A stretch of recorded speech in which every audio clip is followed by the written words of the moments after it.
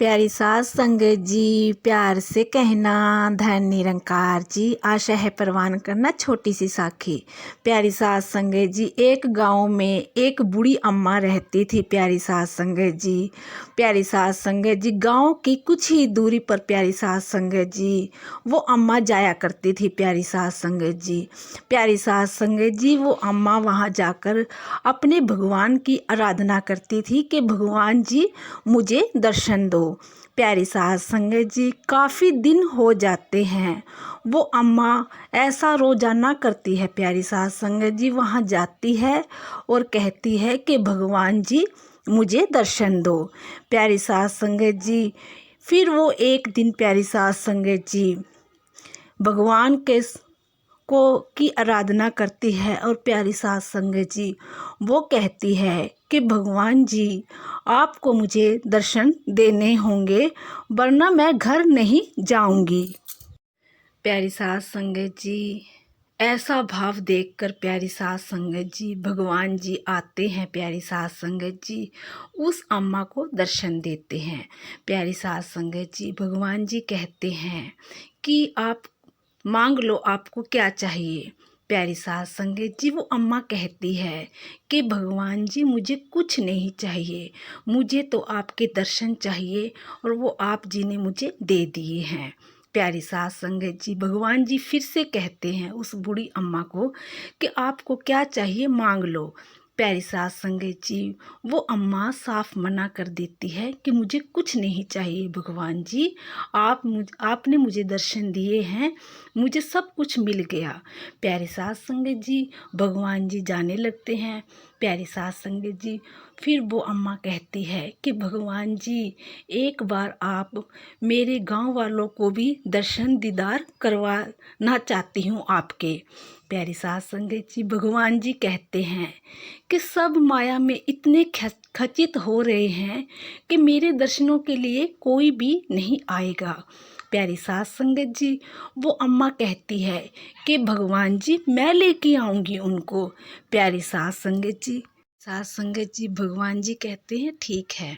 प्यारी सास संगत जी वो अम्मा दौड़ी दौड़ी जाती है और गांव में जाकर कहती है कि भगवान जी के दर्शन कर लो, भगवान जी आए हैं। प्यारी सास संगत जी सभी बड़े खुश होते हैं और प्यारी सास संगत जी ये सुनकर सभी कहते हैं कि मैंने भी दर्शन करने हैं, और सभी कहते हैं कि मैंने भी दर्शन करने हैं। प्यारी सास संगत जी वो अम्मा बड़ी ही खुश होती है कि चलो ठीक है कि सभी दर्शन करने के लिए सभी तैयार हो गए हैं। प्यारी सास संगत जी वो अम्मा आगे आगे चलती है और गांव वाले पीछे पीछे चलते हैं। प्यारी सास संगत जी कुछ ही दूरी पर प्यारी सास संगत जी गांव वालों को थोड़े से चांदी के सिक्के नजर आते हैं और प्यारी सास संगत जी वो सिक्कों को उठाना शुरू कर देते हैं। प्यारी सास संगत जी वो अम्मा कहती है कि सिक्कों को तो बाद में उठा लेना, मेरे भगवान जी चले जाएंगे। प्यारी सास संगत जी कुछ तो प्यारी सास संगत जी अम्मा के साथ आ जाते हैं और कुछ वहीं सिक्कों को उठाने लगते हैं और प्यारी सास संगत जी वो अम्मा आगे आगे होती है और वो जो गांव वाले होते हैं वो पीछे पीछे होते हैं। प्यारी सास संगत जी कुछ ही दूरी पर चलते हैं तो उन्हें सोने के सिक्के मिलते हैं। प्यारी सास संगत जी जो वो थोड़े से गांव वाले रह जाते हैं, प्यारी सास संगत जी वो उन सिक्कों को उठाना शुरू करते हैं।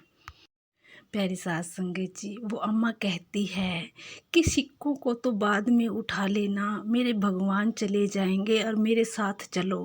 प्यारी सास संगत जी वो बार बार बूढ़ी अम्मा बार बार उन्हें कहती है और प्यारी सास संगत जी सभी उसकी बातों को अनसुना कर देते हैं और सोने के सिक्के उठाने लग जाते हैं। प्यारी सास संगत जी ये देखकर अम्मा की आंख भर आती है और वो प्यारी सास संगत जी उनको चीख चीख कर कह रही होती है कि भगवान के दर्शन दीदार कर लो, मेरे भगवान चले जाएंगे। प्यारी सास संगत जी अम्मा की कोई भी बात नहीं सुनते प्यारी सास संगत जी और प्यारी सास संगत जी अम्मा वहाँ से चली जाती है और प्यारी सास संगत जी वहाँ जाकर भगवान जी से कहती है कि भगवान जी आप ठीक ही कह रहे थे कि मेरे साथ तो कोई भी नहीं आया। प्यारी सास संगत जी, भगवान जी कहते हैं कि मेरे दर्शन दीदार करना कोई नहीं चाहता, सब इस माया में खचित हो रहे हैं। प्यारी सास संगत जी, इस कहानी से प्यारी सास संगत जी हमें यही शिक्षा मिलती है कि हमारे गुरु जी ने तो हमारा नाता इस सच के साथ जोड़ दिया है, इस परमपिता परमात्मा के साथ जोड़ दिया है। प्यारी सास संगत जी, हमें इस माया में रहकर ही भक्ति करनी है। प्यारी सास संगत जी, प्यारी सास संगत जी, और हमें सेवा सिमरन करना